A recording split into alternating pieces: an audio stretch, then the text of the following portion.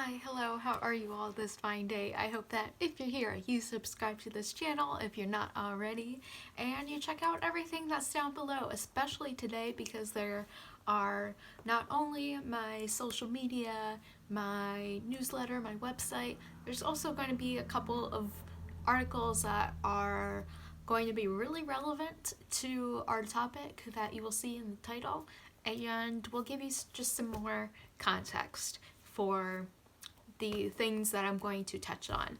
And that is specifically with what could arguably be the most famous autistic person that we know of.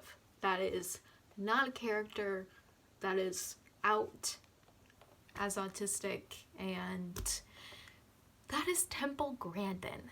And you've probably heard of her name, especially if you're autistic. You've probably had that kind of given as some sort of example to follow, that as someone who is essentially the leading voice of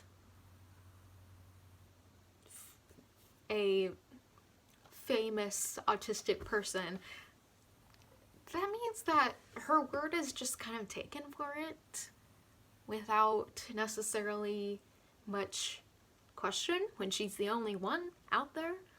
And that's so problematic. And it's so problematic because what she says is so ableist and so classist and really perpetuates the ignorance surrounding autism, the entire spectrum of it, all that it encompasses. And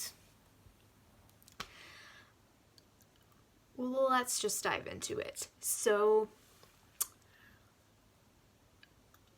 I want to just briefly touch on, before we get too deep in like ableism, I do also want to mention that a lot of her work that she's done involves like helping animals involved in factory farming have relatively more humane lives by somehow calming them before they all go to their death. Throwing it out there, factory farming in any sort of context is not humane at all, and that's already a huge issue in my book, outside of just what she has said about autistic people.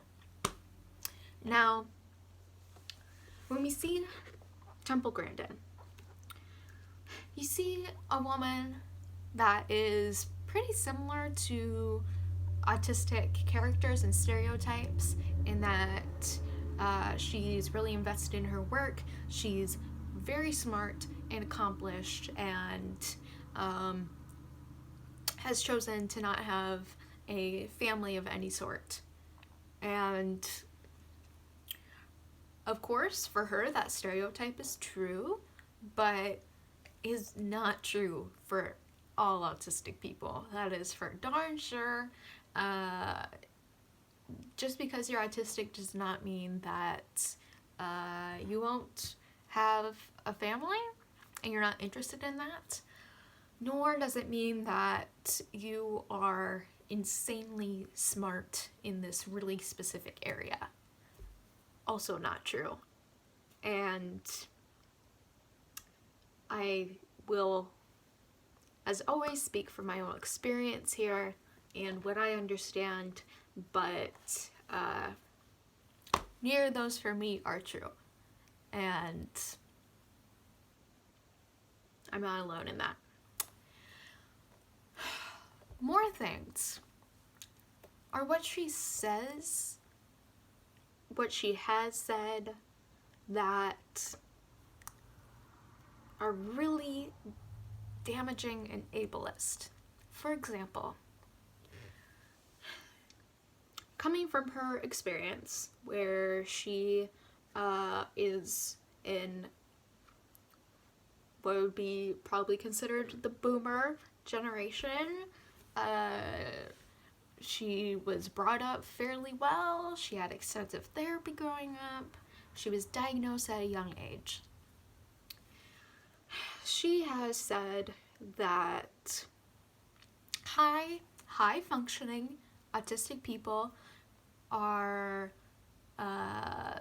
very valuable. They should be celebrated. We should support them. But those that are low functioning, they will make it far in life. We should try and phase them out. You know, in some sort of context you might see as like eugenics. And here's the issue with that. Personally, I can range from high functioning to low functioning.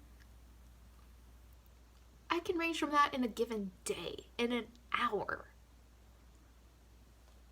Autistic people are not stuck in this one place that dictates how they are and the value of their lives and the competence that they have.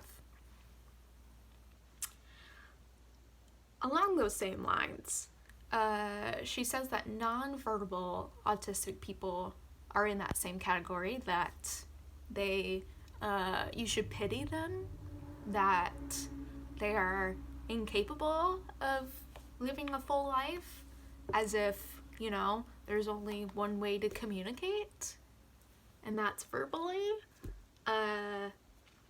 No. I would say I can get nonverbal at times, and otherwise I feel a lot more comfortable writing. And some might say my writing is fairly well versed, and that's also a way to communicate, funny enough. So I say all of this and I share all of this because, as I mentioned, when you have someone that is a single person representing a community, regardless of what that community is, that is so unfair to everyone that one person represents. And that one person is what dictates what is valuable, what is true, and what we should believe. And that will never be accurate. That will never express the full extent and diversity that is within what is labeled as one community. Oh, there's so much. Hello, it's a spectrum. That means that spectrum is wide and diverse and full of so much. And that's not reflected in a single person, let alone someone that is white and is of higher class and is clearly ableist, even though she is autistic. You know? The two can coincide, as contradictory as that may seem. So, whoever watches this, whoever sees it, I just want to express to you that open your minds, open your ears, your hearts, all the things to more than one perspective. And that goes for autistic people. It goes for really any situation. Everything with Black Lives Matter going on, COVID, with you name it. You need more than one perspective. And Temple Grandin has been really celebrated and accepted because her views align with the majority, and the majority is neurotypical, and that neurotypical view is ableist, and that's how our culture is. But that does not mean it's right. That does not mean we should just accept that. So I thank you so much for watching this. Again, a lot of this information comes from autistic people sharing their thoughts, and those blog posts and articles are going to be linked down below.